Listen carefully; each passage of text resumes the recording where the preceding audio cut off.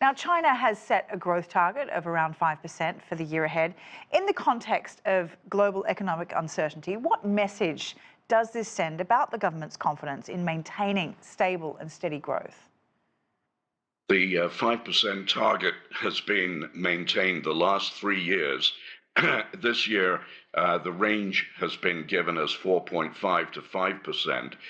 So just a slight adjustment to, I think, allow more flexibility for the administration to respond to unexpected international volatility, but also to avoid excessive stimulus of the domestic economy. Domestic consumption does need to be stimulated, but there's a concern that overdoing it could have negative consequences. So we're seeing a balanced continuity of approach building on the last 3 5-year plans in the years ahead.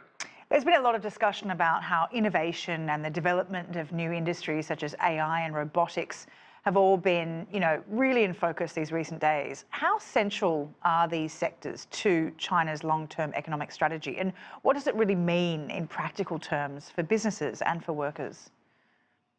They are central because China is moving towards more of a value-added economy where the emphasis in terms of investment is going to be placed on areas where there is the opportunity for technical advancement that will give a measure of added value to the products that are manufactured in China, make them continue to be among the world's most competitive products. So innovation is absolutely critical to productivity. It's absolutely critical to economic growth.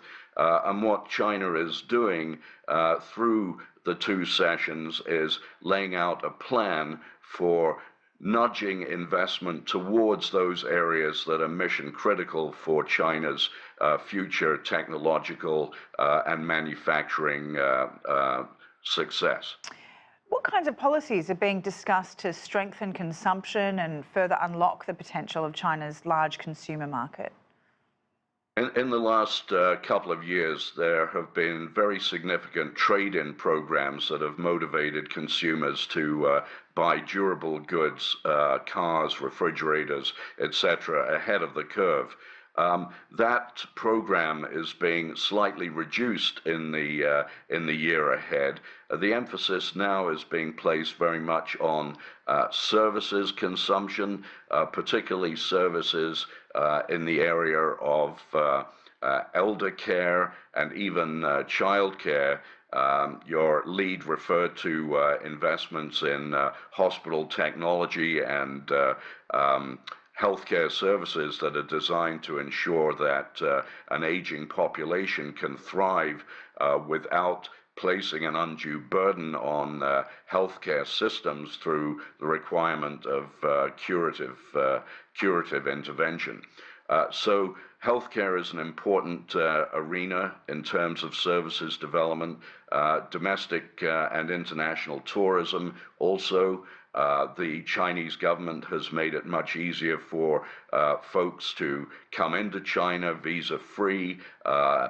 There is even significant effort to promote imports into China to try and further give choice to Chinese consumers and boost consumption. So in a volatile world, the domestic Chinese market is a very important asset for China, and China is therefore focusing more attention on promoting domestic consumption to be self-sufficient. Can you explain for us Beijing's, quote, dual circulation strategy and how it balances global trade with building a stronger internal market? Right. So China has historically been focused on an export-led model. As we all know, China has been the factory to the world. But this has, of course, led to very substantial trade imbalances, but more importantly, has also led to some degree of political volatility in international relations. The dual circulation concept is really focused on the economy developing goods and services that are focusing on domestic consumption as opposed to being designed and promoted for international export. All right, John Quelch, we'll leave it there. Really appreciate your time. Thanks, Sally.